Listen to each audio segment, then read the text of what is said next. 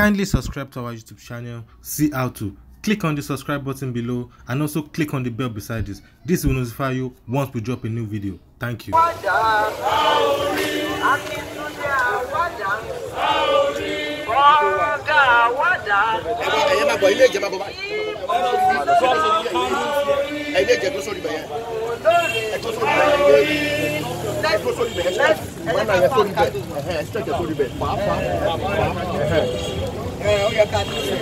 Benga wada, Akintunde wada, Bonga wada,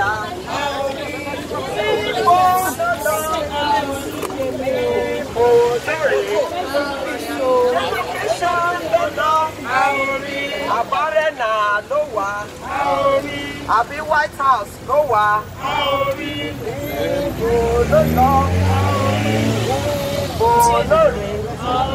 Akintunde wada, Benga wada, Ibo lola, Ibo lore, Benga wada, Akintunde wada, Ibo lola, Ibo lore, Benga wada, Akintunde wada, Ibo lola, Ibo lore, Sharana lola, she location lowa, Benga wada, Benga wada, Benga wada, Ibo lola, Ibo lore, Benga wada, Akintunde wada.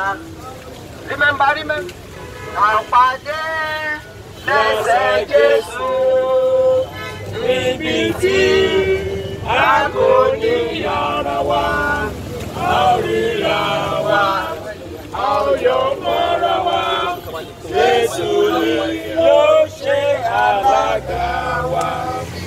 Àpàdé lẹ́sẹ̀ Jésù níbi tí a kò ní ara wa, a ó ríra wa, a ó yọ̀ mọ́ra wa, Jésù ni yóò ṣe alága wa. Ṣé gbogbo àti drop count wa? Àbúrò drop account o. Àbúrò drop account o. I hope we have all drop account o.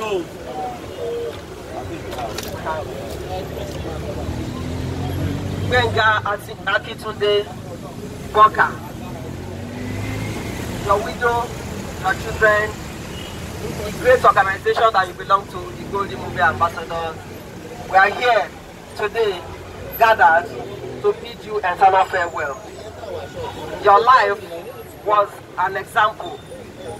You lived that life until Friday. It was extinguished. Thursday, January 3rd, that sunset had gone. Today, we are gathered to lit up the candle.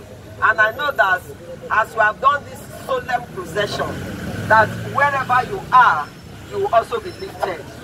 You will continue to live in our unconsciousness. And to live in the unconsciousness of the people is to live forever. All of us will say, Benga Akintunde lives. Since he died at 47, so we're just going to say that 7 times, and immediately we end that, we are all going to blow and we extinguish this candle.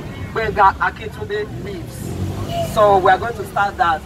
Benga Akintunde lives. Benga Akintunde lives. Benga Akintunde lives. Benga Akintunde lives. Benga Akintunde lives. Bonga lives. Bonga lives. Bonga lives. Let us all extinguish the fire.